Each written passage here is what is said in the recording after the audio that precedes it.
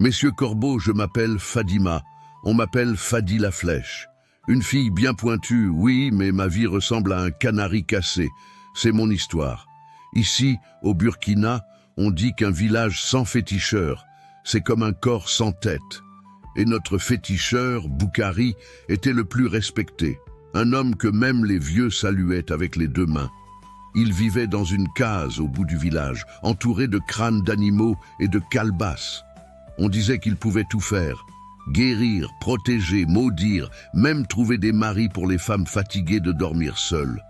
Moi, Fadima, j'étais fatigué, à 29 ans, toujours sans mari, alors que toutes mes amies ont déjà 3 ou 4 enfants qui courent partout. Ma mère me regardait chaque jour, comme si j'étais un problème. Fadi, si tu ne te maries pas cette année, c'est que les sorcières de ta famille ont bloqué ta vie. J'ai pleuré, j'ai supplié. Finalement, ma tante a dit « Va voir Boukari, lui seul peut te sauver ». Je suis parti avec mon dernier pagne propre, un poulet bien attaché et 5000 francs que j'ai pris à ma mère.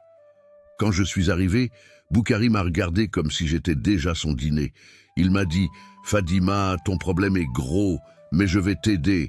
Il faut juste que tu respectes mes consignes. » Messieurs Corbeau, ces consignes, là, c'était quoi? Il m'a dit de venir chaque nuit, seul, avec de l'eau et une bougie rouge. Là-bas, dans sa case, il faisait des rites. Mais chaque fois, ça devenait bizarre. D'abord, il m'a demandé d'enlever mes chaussures. Après, mes pagnes.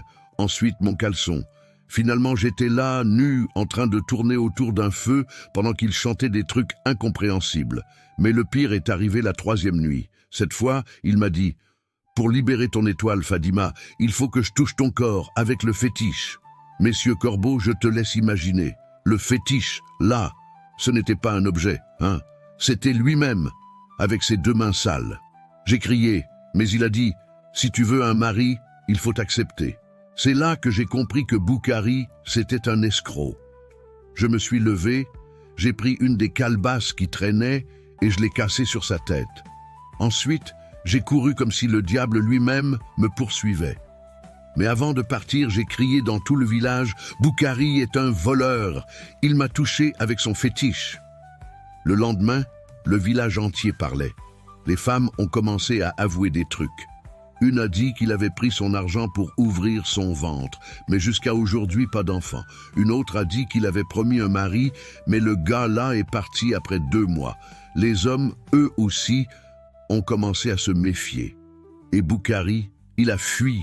On dit qu'il est maintenant à Ouagadougou, caché dans un quartier où personne ne le connaît. Aujourd'hui, je suis toujours célibataire. Mais au moins, je sais que je ne vais plus tourner autour du feu pour des promesses vides. Mais dis-moi, messieurs Corbeau, est-ce que c'est moi qui ai exagéré?